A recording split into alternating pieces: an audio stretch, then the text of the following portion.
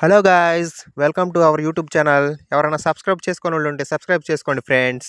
ఎందుకంటే మరిన్ని అప్డేట్ కోసం మరిన్ని వీడియోల కోసం మీరు సబ్స్క్రైబ్ చేసుకోండనమాట. ఈ వీడియోలోకొచ్చేస్తే నేను ఇక్కడ బల్కంపేట ఎల్లమ్మ తల్లి గుడికైతే వచ్చేసాను. అక్కడ అసలు గుడిలో లోపల ఏంటనేది మొత్తం మీకు క్లియర్‌గా చూపిస్తాను ఫ్రెండ్స్.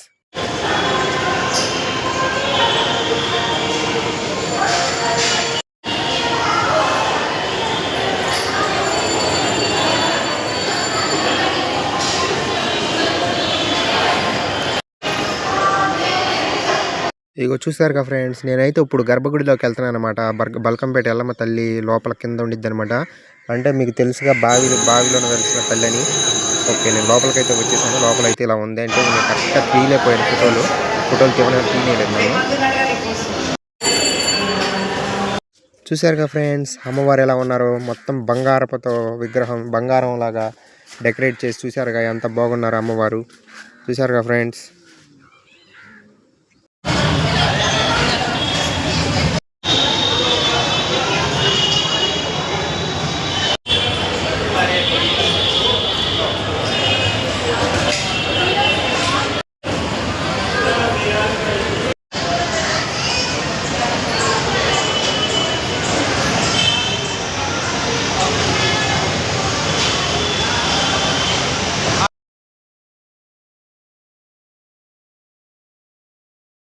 గుడి బయట ఇవన్నీ అమ్ముతున్నారు ఫ్రెండ్స్. చూడండి ఎంత బాగున్నాయో. అంతా దేవుడి శివలింగాలు అన్నీ చెప్పేసి ఇక్కడ అమ్ముతున్నారనమాట. చూడడానికి చాలా బాగున్నాయి ఫ్రెండ్స్. నేనైతే నా దగ్గర డబ్బులు లేక నేను ఎక్కువ తీసుకోలేదు. చూసారుగా పక్కన ఇక్కడ చీరలు కూడా ఉన్నాయి లేడీస్ కోసం.